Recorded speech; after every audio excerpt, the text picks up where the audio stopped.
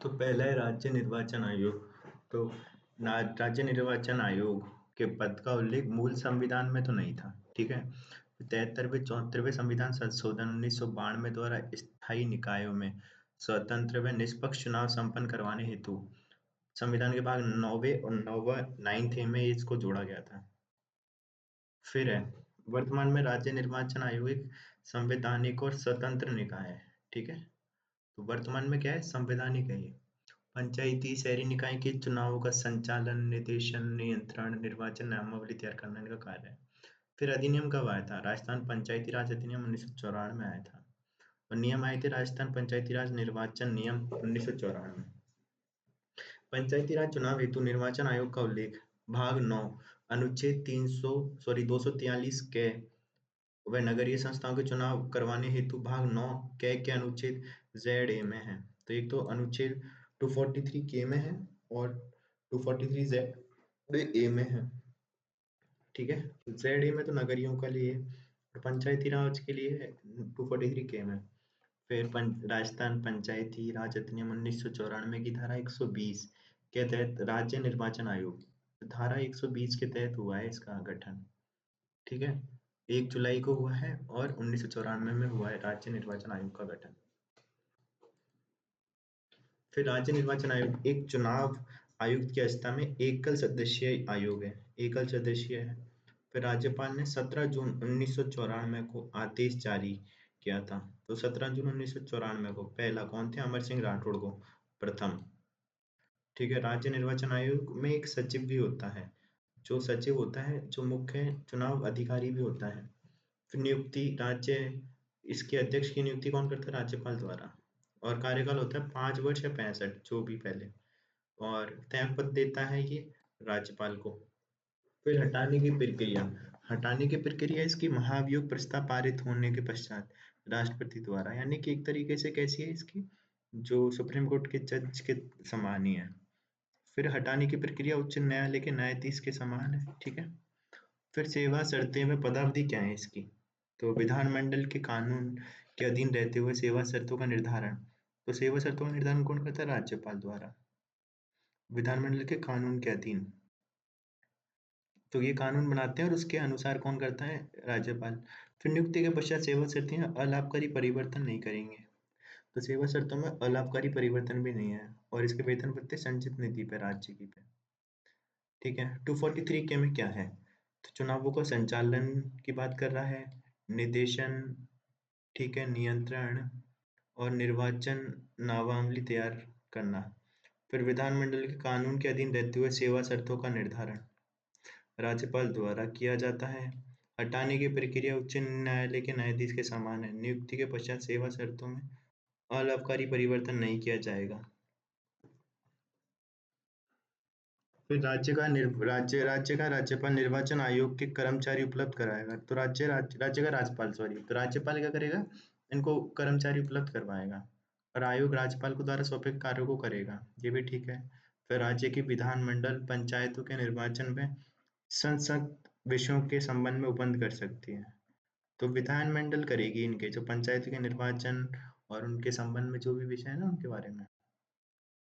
फिर नगर पालिका को चुनावों का संचालन, निर्देशन, नियंत्रण और निर्वाचन नामावली, तो ये तीनों काम करता है, निर्देशन, संचालन, नियंत्रण।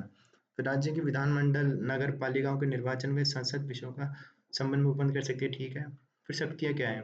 तो चुनाव करवाना, चुनाव चिन्ह संबंधित विवादों का निराकरण, मतदाता सूची तैयार और संशोधन। फिर स्थानीय निकायों के चुनावों में परिसीमन व आरक्षित संबंधित कार्य करना और चुनाव संबंधी शिकायतों की पुष्टि होने पर चुनाव स्थगित करवाना। तो शिकायतों की पुष्टि होने पर चुनावों को स्थगित भी करवाना, पुनर्मतदान करवाना, ठीक है। राज्य विधानमंडल के द्वारा कोई अन्य कार्य सौंपे जाने पर वह कार्य करना, ठीक है। फिर आगे चलें तो क्या है? तो सबसे पहले कौन है? श्री अमर सिंह राठौड़।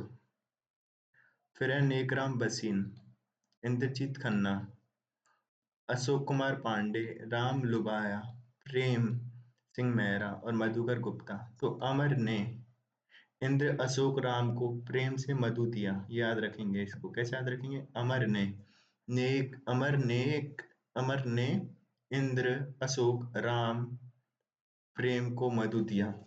ऐसे याद रख लेंगे। ठीक है। सबसे लंबा कार्यकाल था किनका? अमर सिंह राठौड़ का। सबसे छोटा था नेक का। तो नेक था पर छोटा था, क्योंकि नेक आदमी कम जीते हैं, तो नेक राम, तो छोटा कार्यकाल। फिर वर्तमान में मधुकर गुप्ता। ठीक है, तो याद रख लेंगे अपन। आगे चलते हैं। फिर राजस्थान में पंचायती राज चुनावों संस्थाओं के चुनाव कब से कराए जा रहे हैं? 1960 से। और पहला चुनाव पंचायती विभाग द्वारा करवाया गया था। ठीक है, पंचायत विभाग द्वारा 1960 में। फिर निर्वाचन विभाग द्वारा दूसरे, तीसरे, चौथे, पांचवे चुनाव कराए गए। फिर आए एक निर्वाचन विभाग बना दिया। पहले तो अपने पंचायत विभाग करवा रहा था, और उसके बाद से फिर राज्य निर्वाचन आयोग आ गया, बाद में आयोग आ गया। तो पहले पंचायत विभाग करवाता था, फिर निर्वाचन विभाग, फिर आया राज्य निर्वाचन आयोग। और राज्य निर्वाचन आयोग द्वारा सितंबर अक्टूबर 2020-21 में 11वें आम चुनाव, तो 11 उपचुनाव हो चुके हैं। और याद रखना, छठवें से आया है ये।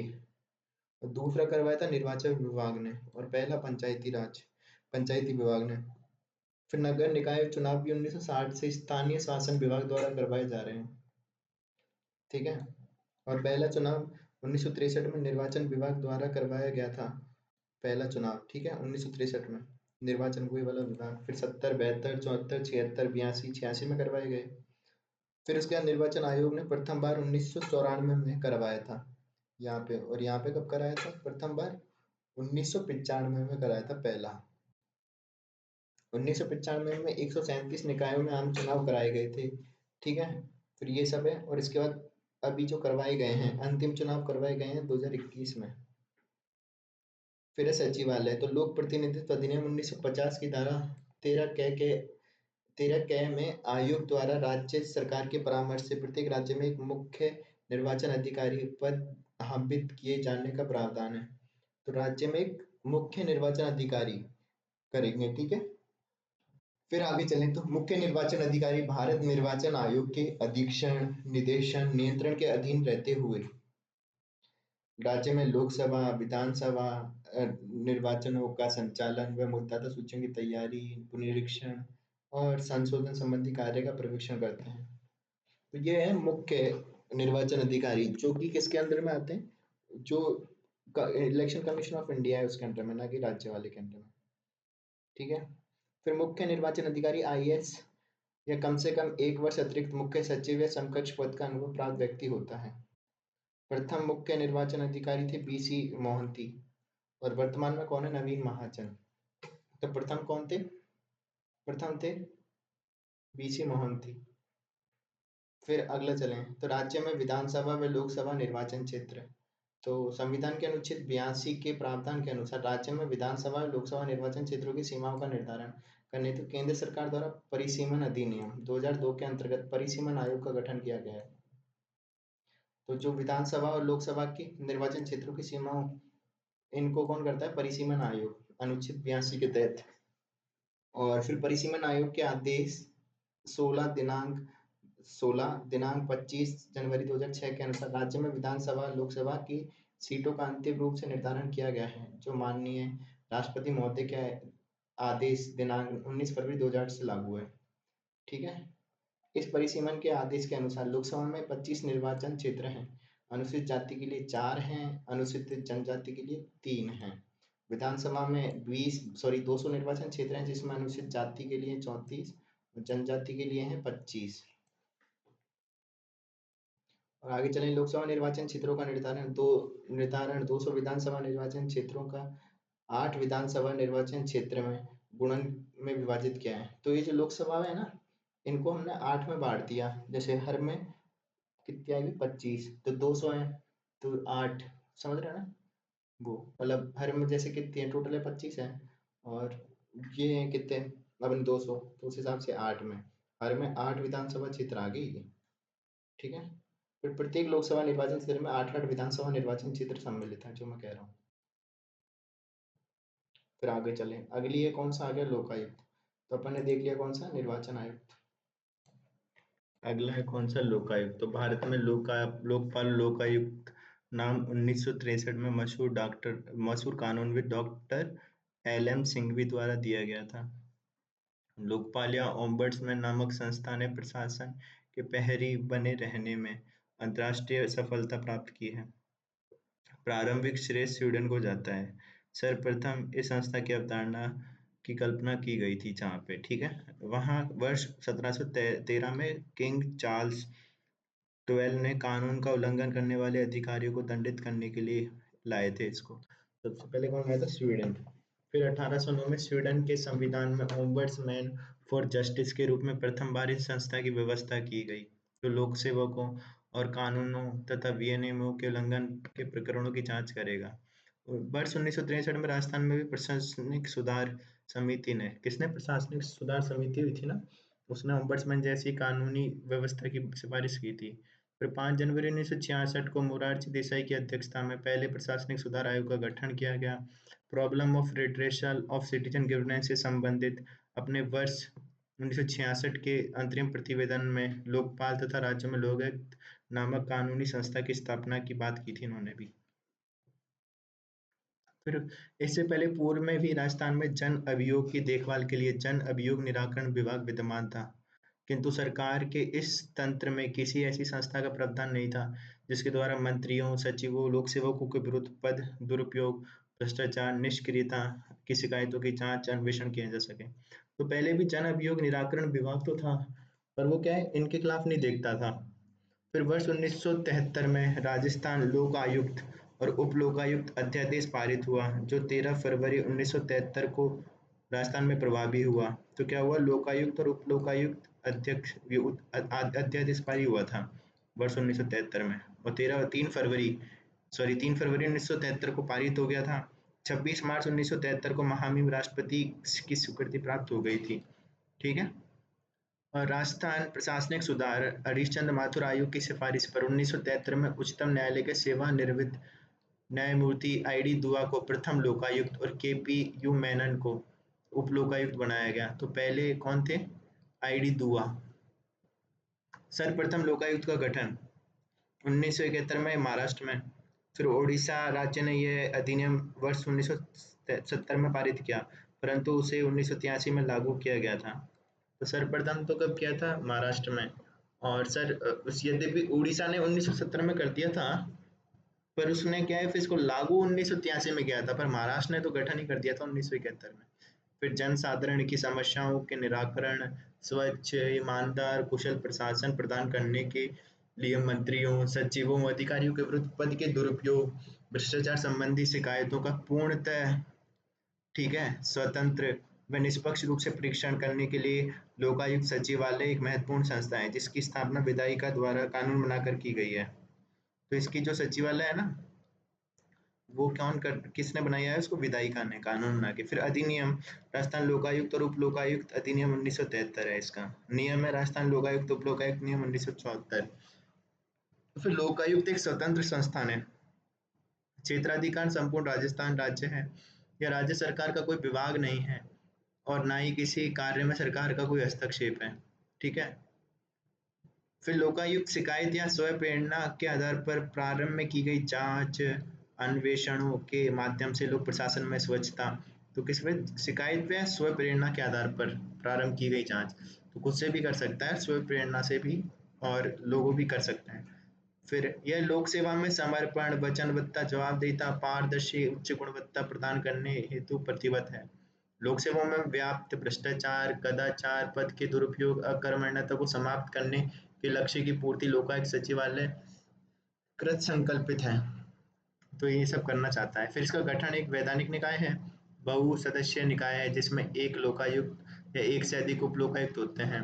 नियुक्ति लोकायुक्त की नियुक्ति हाईकोर्ट के मुख्य न्यायाधीश विपक्ष के नेता के परामर्श के पश्चात राज्यपाल द्वारा की जाती है। दो जने होते हैं, न्यायाधीश और हाईकोर्ट के मुख्य न्यायाधीश और विपक्ष के नेता। फिर शपथ राज्यपाल द्वारा ली जाती है।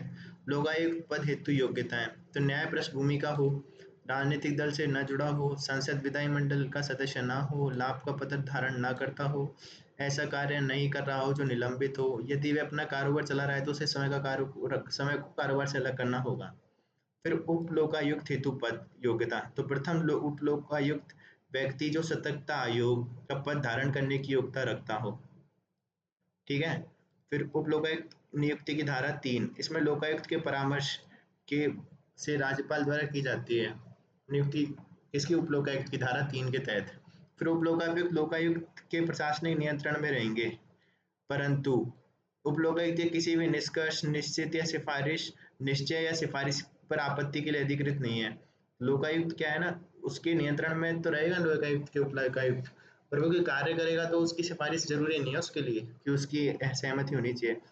प्रथम उपलोकायुक्त तो वो थे के पी मेनन, फिर कार्यकाल था 5 वर्ष। मार्च 2018 में राज्यपाल के एक अध्यादेश जारी कर लोकायुक्त के कार्यकाल को बढ़ाकर 8 वर्ष कर दिया गया। पर वर्ष 2018 में पुनः लोकायुक्त उपलोकायुक्त का कार्यकाल घटाकर 5 वर्ष कर दिया गया। फिर पुनः नियुक्ति का पात्र नहीं होते ये, त्याग पत्र राज्यपाल को देते हैं। वेतन भत्ते राजस्थान उच्च न्यायालय के मुख्य न्यायाधीश या न्यायाधीशों के समान है।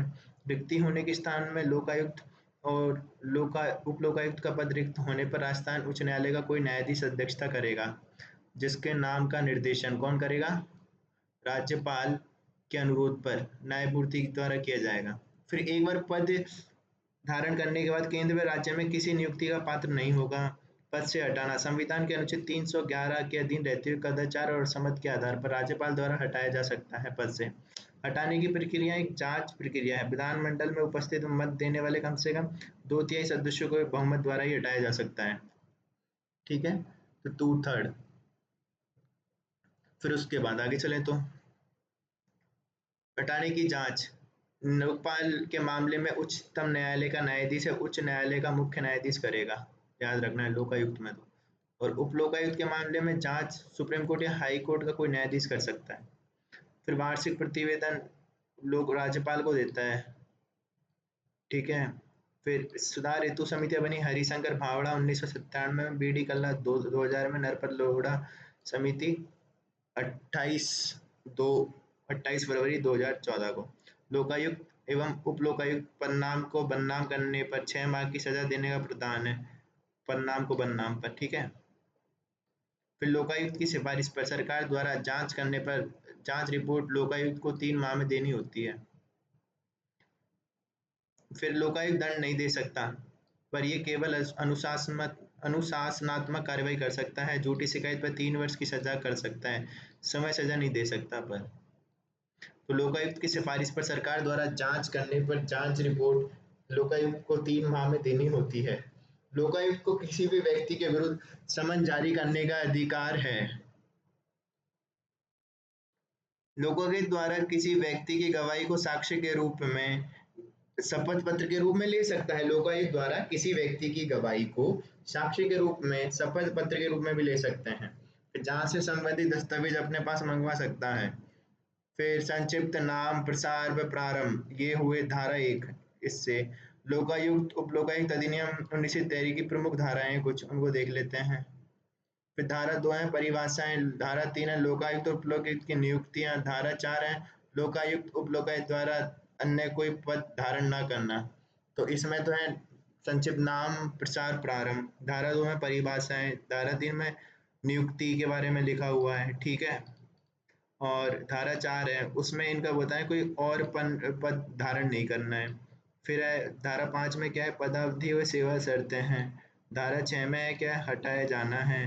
धारा 12 में है वार्षिक प्रतिवेदन। धारा 13 में मिथ्या या झूठ या फिर अभियोजन दंड। धारा 15 में है गोपनीयता, जानकारी की गोपनीयता। धारा 18 में अतिरिक्त कृत्यों का प्रदान किया जाना।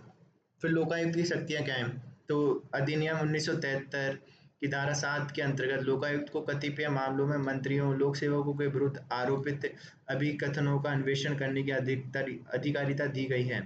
ये अभिकथन है जैसे लोक सेवकों द्वारा किसी अनुचित हानि या कष्ट पहुंचाने पे, किसी अन्य व्यक्ति के लिए अवैध लाभ प्राप्त करने हेतु लोक सेवक के रूप में अपनी पदीय स्थिति का दुरुपयोग करने पे, अपने कृत्यों का निर्वहन करने में व्यक्तिगत हित या भ्रष्ट अथवा अनुचित हेतुओं से प्रेरित होने से, लोक सेवक की हैसियत में भ्रष्टाचार या सच्चरित्र की कमी का दोष होने से संबंधित हो सकते हैं। फिर कार्य क्या है, सार्वजनिक क्षेत्र में भ्रष्टाचार, पदीय दुरुपयोग व अकर्मण्यता से संबंधित परिवादों पर स्वतंत्र व निष्पक्ष अन्वेषणों के माध्यम से पीड़ित की व्यथा का निराकरण करना, आरोपी के विरुद्ध कार्रवाई की अनुशंसा करना। फिर अन्वेषणों में तत्परता एवं निष्पक्षता को बनाए रखना, अधिकार क्षेत्र में आने वाले संगठनों विभागों में जवाबदेही सुनिश्चित करना, निष्पादन में निपुणता को बनाए रखना। और आगे क्या है, जनमन की समस्याओं से समय को संबंध रख लक्ष्य के प्रति समर्पित रहना। फिर कार्य क्षेत्र क्या है, तो राज्य की मंत्रिपरिषद का कोई सदस्य मुख्यमंत्री के अतिरिक्त चाहे किसी नाम से हो, जैसे मंत्री, राज्य मंत्री, उपमंत्री, फिर सचिव, विभाग अध्यक्ष और लोक सेवक, जिला परिषदों के प्रमुख और वे उप प्रमुख, पंचायत समितियों के प्रधान, उप प्रधान, जिला परिषदों पंचायत समितियों की स्थायी समितियों के अध्यक्ष, नगर निगमों के महापौर, उप महापौर, स्थानीय प्राधिकरण, नगर परिषद, नगर पालिकाओं, विकास न्यासों के अध्यक्ष और उपाध्यक्ष, राजकीय कंपनियों व निगमों मंडल अथवा मंडलों के अध्यक्ष, अधिकारियों के विरुद्ध की शिकायत की जा सकती है। ठीक है। फिर इस कंपनी अधिनियम की धारा 617 के अंतर्गत कोई भी सरकारी कंपनी जिसमें समादत्त अंश पूंजी 51% से अन्यून राज्य सरकार द्वारा धारित है, तो अगर कोई ऐसी कंपनी जिसमें 51% राज्य सरकार के शेयर हैं। फिर राजस्थान सोसाइटी रजिस्ट्रेशन अधिनियम के अधीन रजिस्ट्रीकृत कोई सोसाइटी जो राज्य के नियंत्रण के अधीन है, जैसे राजपत्र में उस सरकार द्वारा इस नियमित अधिसूचित किया गया है। फिर शिकायत कब कर सकता है कोई, तो ऊपर वर्णित लोक सेवक द्वारा किसी को अनुचित हानि या कठिनाई पहुंचाने या किसी अन्य के लिए अवैध लाभ प्राप्त करने हेतु लोक सेवक के रूप में अपनी पदीय स्थिति का दुरुपयोग करने पर, कृत्यों का निर्वहन करने में व्यक्तिगत हित या भ्रष्ट अथवा अनुचित हेतुओं से प्रेरित होने एवं लोक सेवक की हैसियत में भ्रष्टाचार, सच्चरित्रता की कमी, दोषी होने पर विरुद्ध शिकायत की जा सकती है। 5 वर्ष से अधिक पुराने मामलों में नहीं की जा सकती और शिकायत 10 रुपए के नॉन जुडिशियल स्टाम्प पर होगी। फिर किन के खिलाफ शिकायत नहीं हो सकती, तो उच्च न्यायालय के मुख्य न्यायाधीश, न्यायाधीश अथवा संविधान के 236 खंड 6 में यथा परिभाषित न्यायिक सेवा के सदस्य। फिर किसी न्यायालय में अधिकारी व कर्मचारी, मुख्यमंत्री राजस्थान, महालेखाकार राजस्थान, राजस्थान लोक सेवक आयोग के अध्यक्ष व सदस्य, मुख्य निर्वाचन आयुक्त, प्रादेशिक आयुक्त, मुख्य निर्वाचन अधिकारी राजस्थान, तो ये सब है। फिर राजस्थान विधानसभा सचिवालय के अधिकारी व कर्मचारी, सरपंच, पंच, विधायकों के विरुद्ध शिकायत की जाती है, किंतु उनके विरुद्ध प्रसंज्ञान नहीं लिया जा सकता क्योंकि वे अधिकार क्षेत्र में नहीं है। ठीक है। फिर सेवानिवृत्त लोक सेवक, तो ये भी हैं।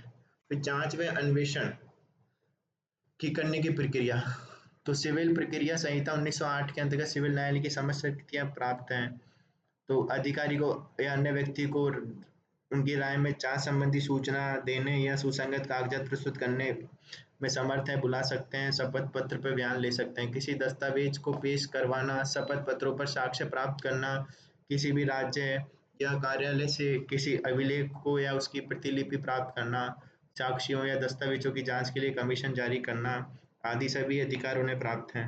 लोकायुक्त के समक्ष कोई भी कार्रवाई भारतीय दंड संहिता 1860 की धारा 193 के अंतर्गत एक न्यायिक कार्रवाई है।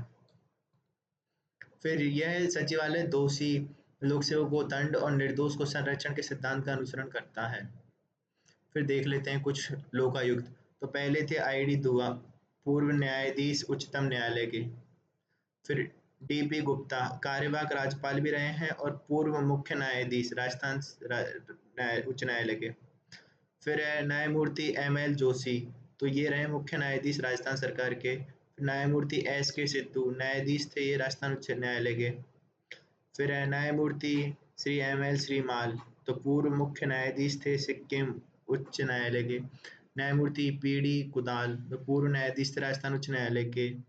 फिर न्यायमूर्ति श्री MB शर्मा न्यायाधीश थे राजस्थान उच्च न्यायालय के। न्यायमूर्ति श्री VS दवे राजस्थान उच्च न्यायालय के न्यायाधीश हैं और इनका न्यूनतम कार्यकाल रहा है किनका, दबे का, क्योंकि दब गए। फिर न्यायमूर्ति श्री MB शर्मा वे पूर्व न्यायाधीश हैं राजस्थान उच्च न्यायालय के। फिर न्यायमूर्ति मिलाप चंद जैन कार्यवाहक राज्यपाल भी रहे हैं और पूर्व मुख्य न्यायाधीश हैं दिल्ली उच्च न्यायालय के। फिर है न्यायमूर्ति GL गुप्ता पूर्व न्यायाधीश है राजस्थान उच्च न्यायालय के। फिर न्यायाधीश श्री SS कोठारी सर्वाधिक कार्यकाल है, न्यायाधीश थे राजस्थान उच्च न्यायालय के और अध्यादेश जारी कर इनका कार्यकाल 3 वर्ष तक बढ़ा दिया था। न्यायमूर्ति श्री प्रताप कृष्ण लोहरा है, जो पूर्व न्यायाधीश है राजस्थान उच्च न्यायालय के, जो कि वर्तमान में है। कौन से? प्रताप कृष्ण लोहरा। फिर है उपलोकायुक्त, तो एक ही है, केपीयू मेनन, और ये एक ही रहे हैं। फिर प्रथम लोकायुक्त सचिव थे केवी शंकरन। फिर श्री एम बी शर्मा 2 बार लोकायुक्त रहे हैं। सर्वाधिक कार्यकाल रहा एस कोठारी, श्री संजय सिंह कोठारी। न्यूनतम कार्यकाल रहा है दवे का, वी एस दवे का। राजस्थान के कार्यवाहक राज्यपाल व लोकायुक्त श्री मिलाप चंद जैन और डीपी गुप्ता। तो ये राज्यपाल भी रहे हैं और लोकायुक्त भी रहे हैं। कौन? मिलाप चंद जैन और डीपी गुप्ता। अगला है राज्य मानवाधिकार आयोग। तो मानवाधिकार शब्द मानवाधिकार संरक्षण अधिनियम 1993 की धारा 2 में परिभाषित है, जिसके अंतर्गत मानवाधिकार से अभिप्राय संविधान में उल्लिखित अथवा अंतर्राष्ट्रीय प्रसंविधान में अंगीभूत व्यक्ति की जीवन, स्वतंत्रता, समानता और प्रतिष्ठा से संबंधित अधिकार जो न्यायालय द्वारा लागू योग्य हों। तो मानवाधिकार से क्या तात्पर्य बताया है? या तो कोई संविधान में माना गया है वो, या फिर कोई अंतर्राष्ट्रीय कोई अपनी जो ट्रीटी है उसमें अपन ने कोई मतलब अधिकार माने जो व्यक्ति की गरिमा से रिलेटेड हो, उसकी स्वतंत्रता, प्रतिष्ठा, इनसे रिलेटेड हों, जो कि अपन किसी न्यायालय में जाके उनको लागू करवा सकें। ठीक है। फिर मानवाधिकार की परिभाषा इस प्रकार काफी व्यापक है, जिसके अंतर्गत वे सभी मुद्दे आते हैं जो जीवन, स्वतंत्रता, समानता, गरिमा की परिधि के भीतर हैं। मानवाधिकार संरक्षण अधिनियम 1993 जो संसद द्वारा पारित एक अधिनियम है के अनुसार राष्ट्रीय स्तर पर राष्ट्रीय मानव अधिकार आयोग एवं राज्य स्तर पर राज्य मानवाधिकार आयोग की स्थापित करने की व्यवस्था की गई है। संयुक्त राष्ट्र के चार्टर 10 दिसंबर 1948 में मानव अधिकारों को परिभाषित कर सम्मिलित किया गया है और इन्हें सख्ती से लागू किया जाना है।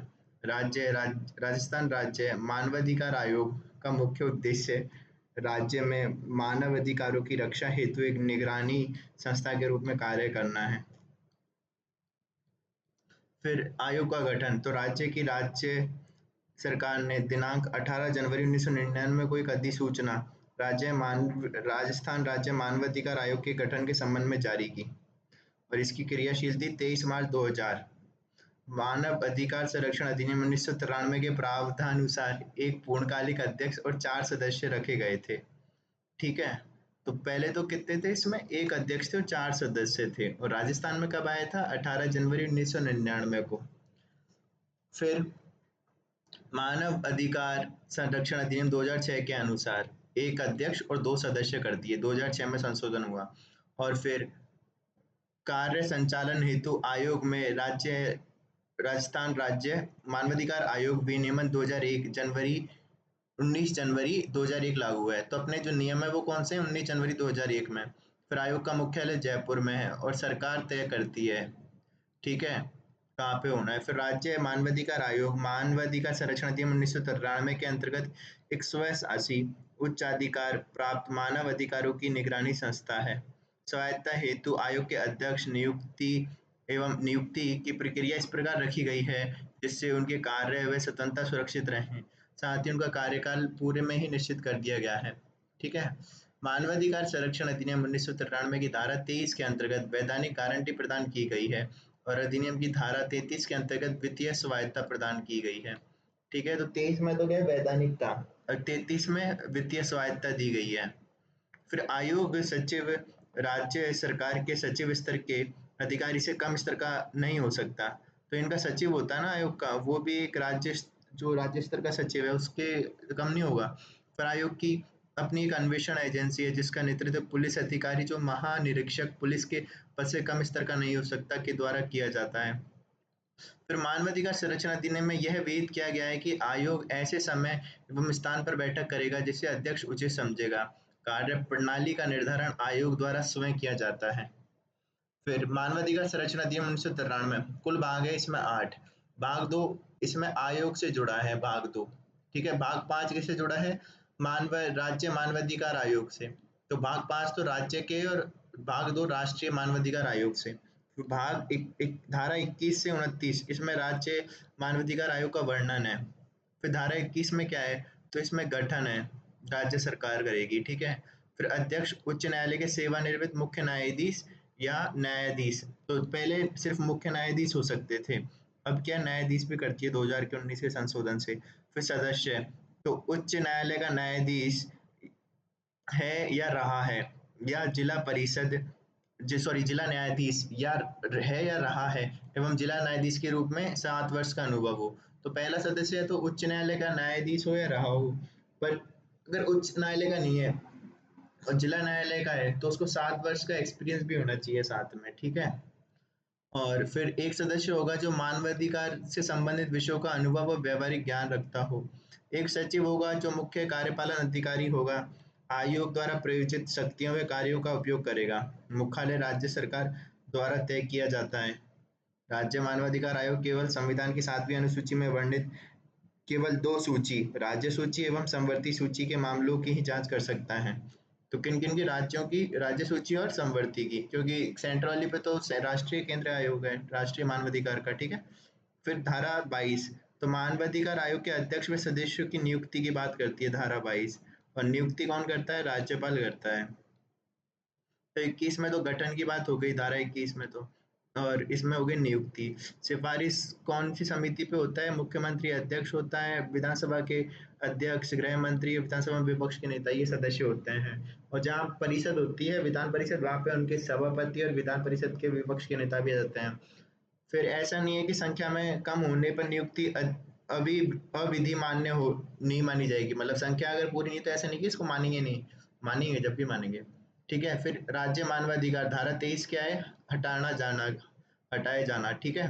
तो आयोग के अध्यक्ष सदस्य राज्यपाल को संबोधित कर अपना त्याग पत्र दे सकते हैं, तो किसको, राज्यपाल को। फिर राज्य मानवाधिकार आयोग के अध्यक्ष व सदस्य को राष्ट्रपति द्वारा हटाया जाएगा, तो त्याग तो इनको देंगे और हटाया राष्ट्रपति द्वारा जाएगा। और हटाने की प्रक्रिया क्या है, उच्चतम न्यायालय की तरह है, और उच्चतम न्यायालय द्वारा की जाएगी इसकी जांच, जिसमें क्या क्या है, कदाचार हो सकता है, दिवालिया हो सकता है, कर्तव्यों के बाहर सवेतन नियोजन में लगा हो, वि, वि, विकृत चित हो गया हो, सक्षम न्यायालय द्वारा उसे अक्षम घोषित कर दिया हो, दिमागी या शारीरिक तौर पर दायित्वों के निर्वहन के अयोग्य हो गया हो, किसी अपराध के संबंध में दोषी सिद्ध किया हो तथा उसे कारावास की सजा दे दी गई हो, जिसमें राष्ट्रपति की राय में नैतिक अदमता हो।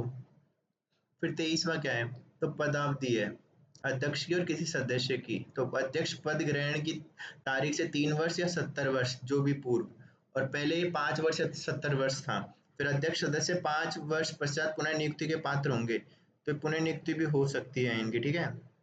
अध्यक्ष व सदस्य सेवानिवृत्त के पश्चात या केंद्र में किसी और नियोजन का पात्र नहीं होगा, तो मतलब एक बार जो रिटायर हो गया तो ना केंद्र में और ना राज्य में, ठीक है। फिर कतिपय धारा 25 क्या है, कार्य, तो कब मतलब अपने कार्यवाहक आता है, तो अध्यक्ष के त्यागपत्र, अवकाश और अन्य कारण से रिक्ति के संबंध में राज्यपाल एक अधिसूचना द्वारा किसी सदस्य को बनाता है अध्यक्ष, ठीक है।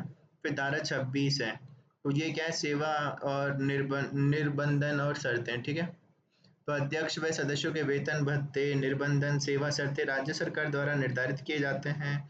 नियुक्ति पश्चात अलाभकारी परिवर्तन नहीं, तो राज्य सरकार तय करती है। फिर धारा 27 राज्य मानवाधिकार आयोग के अधिकारी एवं कर्मचारी वृंद, तो इनके बारे में बात करी है, अधिकारी और कर्मचारी वर्ग। तो राज्य सरकार आयोग के एक सचिव की नियुक्ति करेगी जो राज्य सरकार में एक सचिव के पद पे रहा हो। फिर राज्य सरकार एक अन्वेषण अधिकारी की नियुक्ति करेगी जो पुलिस महानिरीक्षक के पद पर रहा हो। फिर धारा 28 है, वार्षिक और अन्य रिपोर्ट, तो अपनी रिपोर्ट राज्य सरकार को देता है और राज्य सरकार इसको विधानसभा में रखवाती है। फिर धारा 29 है, राष्ट्रीय मानवाधिकार से जुड़े कतिपय विषय जिन पे राज्य मानवाधिकार पर लागू होना, तो कुछ ऐसे जो हैं जिन पे राज्य मानवाधिकार भी लागू हो सकता है, वो कौन कौन सी धाराएं, 9, 10, 12, 13, 14, 15, 16, 17, 18 के उपबंध राज्य सरकार पर भी लागू होंगे। तो राष्ट्रीय मानवाधिकार से जुड़े कुछ विषय हैं जो राज्य मानवाधिकार पर लागू होते हैं, ठीक है। पर इसमें याद रखना धारा 11 नहीं है, और 9 से लेकर 18 तक की सारी है। फिर धारा 35 जो राज्य मानवाधिकार आयोग के लेखा और सन परीक्षा की बात करता है, जिसमें उद्देश्य व कार्यकलाप देख रखे हैं, जिसमें स्वप्रेरणा से अथवा किसी व्यक्ति, पीड़ित उसकी ओर से किसी व्यक्ति द्वारा मानवाधिकारों का उल्लंघन अथवा दुष्प्रेरण स्वप्रेरणा से अथवा किसी पीड़ित अथवा उसके उसकी ओर से किसी व्यक्ति द्वारा मानवाधिकारों का उल्लंघन अथवा दुष्प्रेरण अथवा ऐसे उल्लंघन को रोकने में लोक सेवक द्वारा लापरवाही से संबंधित अर्जी प्रस्तुत किए जाने पर जांच पड़ताल करना।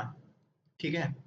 मानवाधिकारों के उल्लंघन से संबंधित किसी कार्यवाही में दखल देना। यदि कार्रवाई किसी न्यायालय में लंबित है तो उसे न्यायालय के अनुमोदन के पश्चात दखल देनी है। ठीक है। फिर राज्य सरकार के नियंत्रणाधीन किसी कारागार या कोई अन्य संस्था जहां उपचार सुधार संरक्षण के प्रयोजनार्थ व्यक्तियों को रखा जाता है या निरुद्ध किया जाता है, निवास करने वाले की जीवन दशाओं का अध्ययन करने के लिए निरीक्षण करेगा। फिर क्या करेगा? मानवाधिकार के संरक्षण के लिए संविधान अथवा तत्समय प्रवर्तित किसी अन्य विधि अथवा अधीन उपबंधित रक्षोपाय पर पुनर्विलोकन करना। फिर उन बातों का पुनर्विलोकन करना जो मानवाधिकार के उपभोग में अवरोध पैदा करती हैं। मानवाधिकार के क्षेत्र में शोध तथा उसका संवर्धन करना, मानवाधिकार का प्रसार करना, प्रकाशन, मीडिया, सेमिनार तथा अन्य उपलब्ध साधनों के माध्यम से इसके संरक्षण के लिए उपलब्ध रक्षोपाय की जागरूकता बढ़ा देना। फिर मानवाधिकार के क्षेत्र में गैर सरकारी संगठन संस्थाओं के प्रयासों को प्रोत्साहित करना, ऐसे कृत्यों का पालन करना जिसे मानवाधिकारों के संरक्षण के लिए आवश्यक समझे। यदि भी सामान्य रूप से आयोग लोक सेवक द्वारा मानवाधिकार का उल्लंघन से संबंधित मामले की जांच पड़ताल करेगा, परंतु जहां आम नागरिक मानवाधिकारों का उल्लंघन होता हो और यदि ऐसे उल्लंघन को रोकने में लोक सेवक असफल रहे हों तो उसकी अवहेलना करें तो वो मामलों में भी आयोग हस्तक्षेप कर सकता है। फिर आयोग की गतिविधियां क्या हैं? तो आयोग की कुछ गतिविधियां हैं जैसे कि आयोग के कार्य क्षेत्र में सभी प्रकार के वे मानव अधिकार आते हैं जिनमें नागरिक, राजनीतिक, आर्थिक, सामाजिक और सांस्कृतिक अधिकार शामिल हैं। आयोग हिरासत में हुई मौतों, बलात्कार, उत्पीड़न, पुलिस जेलों में ढांचागत सुधार गृह, मानसिक अस्पतालों की हालत सुधारने वाले मामलों पर विशेष ध्यान दे रहा है। फिर समाज के सबसे अधिक कमजोर वर्ग के लोगों के अधिकारों का संरक्षण करने की दृष्टि से 14 वर्ष की आयु तक के बच्चों को आवश्यक तथा निःशुल्क शिक्षा प्रदान करने, गरिमा के साथ जीवन व्यतीत करने, माताओं और बच्चों के कल्याण हेतु प्राथमिक सुविधा उपलब्ध कराने की आयोग ने सिफारिश की।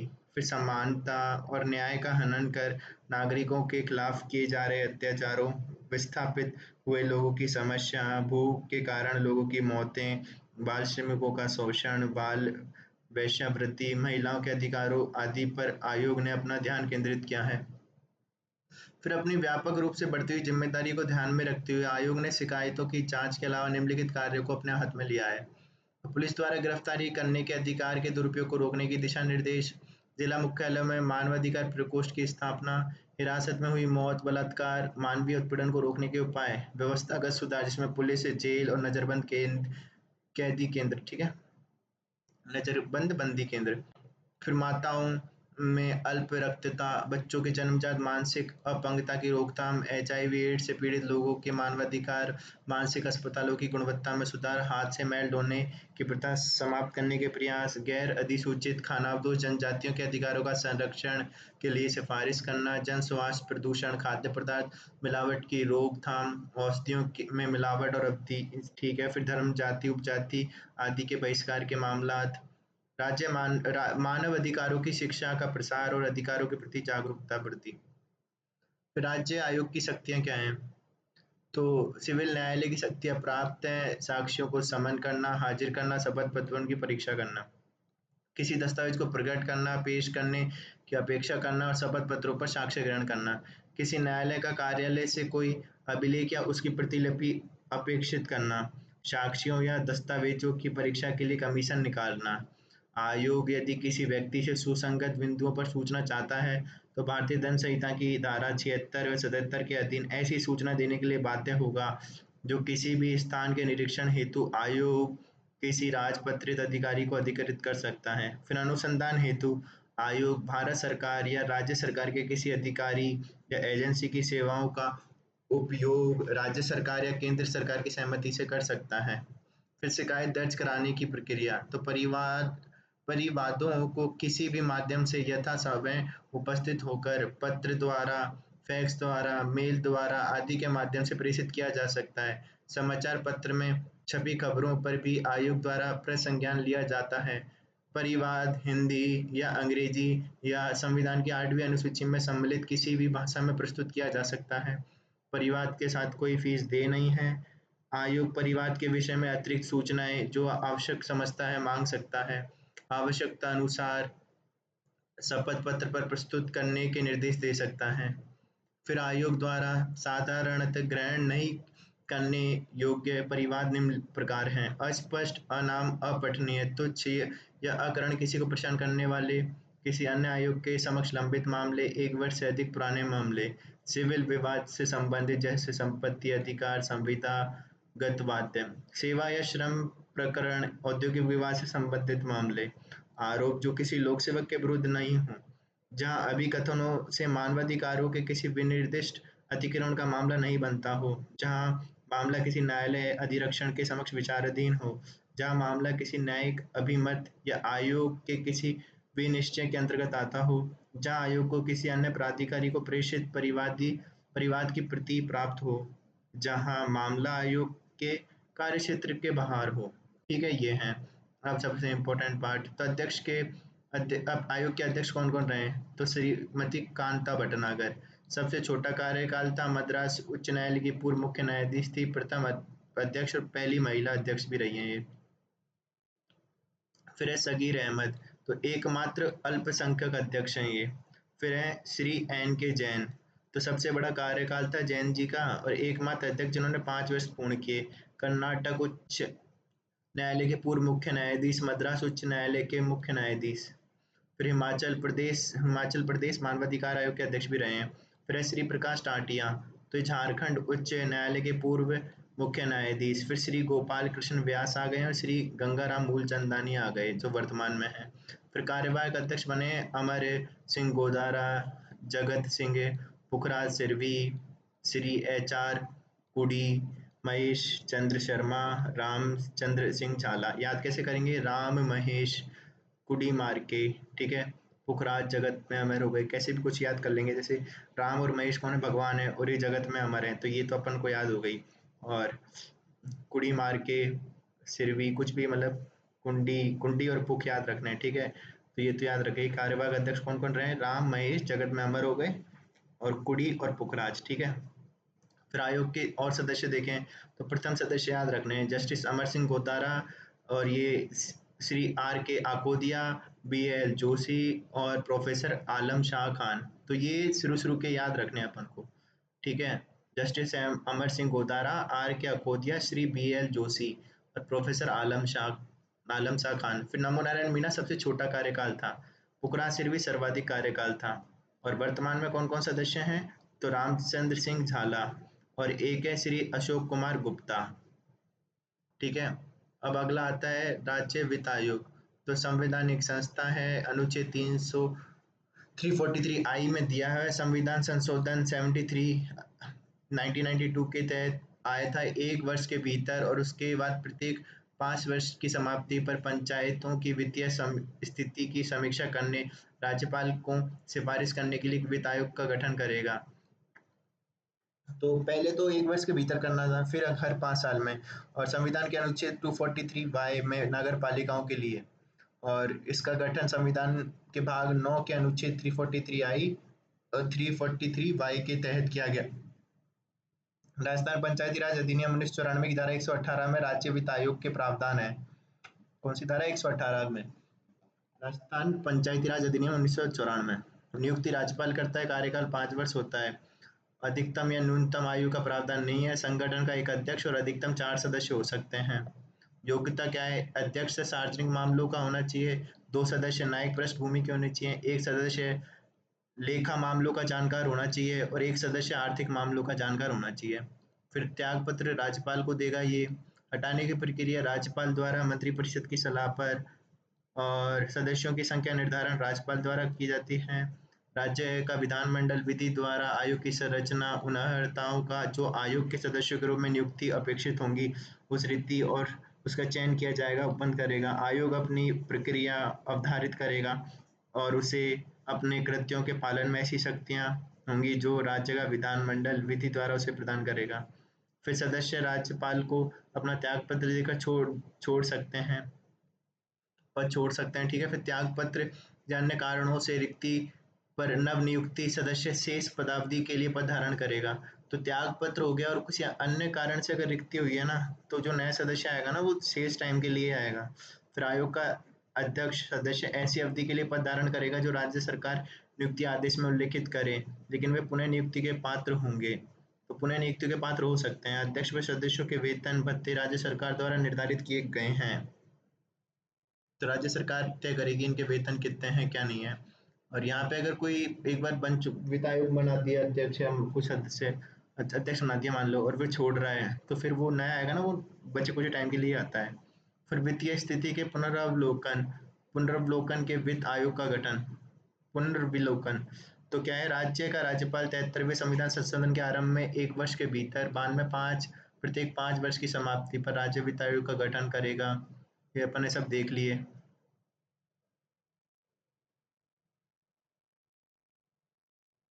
फिर अपन ने ये सब देख लिया वैसे तो। ये देख लेते, राज्यपाल इस अनुच्छेद के अधीन आयोग द्वारा की गई प्रत्येक सिफारिश को उस पर की गई कार्रवाई के स्पष्टीकरण ज्ञापन सहित राज्य के विधानमंडल के समक्ष रखवाएगा। तो कारण बताएगा, कोई उसने सिफारिश दी है तो, और उसका स्पष्टीकरण कुछ कार्य किया है तो वो भी बताएगा, रखवा देगा सबके सामने। कौन? राज्यपाल। फिर आगे चलें तो कौन कौन है। श्री कृष्ण कुमार गोयल बने थे एक तो अपने, एक बने हैं श्री हीरालाल देवपुरा, एक है माणिक चंद सुरान, एक है श्री बीडी कल्ला, ज्योति किरण और प्रद्युमन सिंह। तो याद कैसे रखेंगे? कृष्ण ने कृष्ण ने हीरा मणि छल्ले में डालकर ज्योति निकाली, ऐसे कुछ था, ठीक है। तो कृष्ण ने हीरा मणि छल्ले में डालकर ज्योति निकाली, और प्रद्युमन सिंह, ठीक है। सबसे, और ये याद रखना है अपन को। अब इन्होंने कितना बोला है? 6.75 मानी है, और इन्होंने बोला 7.5, 2.25 था। ज्योतिकिरण ने 8.5 का बोला था, मानी गई थी 7.182 की, ठीक है। और ये इनका टाइमिंग है। फिर इतना तो हो गया है। छठे वित्त आयोग की सिफारिशें देख लेते हैं। प्रद्युमन सिंह अध्यक्ष हैं, लक्ष्मण सिंह रावत सदस्य हैं, अशोक लाहोटी सदस्य है, श्री S.C. देराश्री सदस्य सचिव हैं। फिर ये छठे कब से कब है? 2021 से 24-25 समय के शुद्ध कर राजस्व 6.75 हिस्से की बात करी थी। सिफारिश इन्होंने 7.25 की थी, और इन्होंने बात करी थी 75 और 24.90 किसमें? पंचायती राज और नगरीय स्थानों में। और फिर पंचायत समिति को 5, जिला परिषद को 5, पंचायत समिति को 5, ग्राम पंचायतों को 25% राशि की बात करी थी। और इन्होंने 55% राशि उपयोग मूलभूत विकास कार्यों में, 40% राशि राष्ट्रीय और राज्य प्राथमिक योजनाओं को लागू करने में, और शेष 5% राशि विभिन्न कार्यों के क्रियान्वयन के प्रोत्साहन के लिए बोली थी। और फिर 15वें वित्त आयोग एन के सिंह की अध्यक्षता में बनाया, जो 21 से 26 तक के लिए है, जैसे कि ये है। और वो 20-21 से 25-26, 24-25 तक है, और ये है 21-22 से 25-26। फिर 5वें वित्त आयोग भारत सरकार की अंतिम रिपोर्ट में अनुशंसित अनुदान 40% बेसिक अनटाइड अनुदान और शेष 60% बेसिक टाइड अनुदान के रूप में होगा। तो इन्होंने ये बताया, किसने? एन के सिंह ने। तो ये हो गया अपना।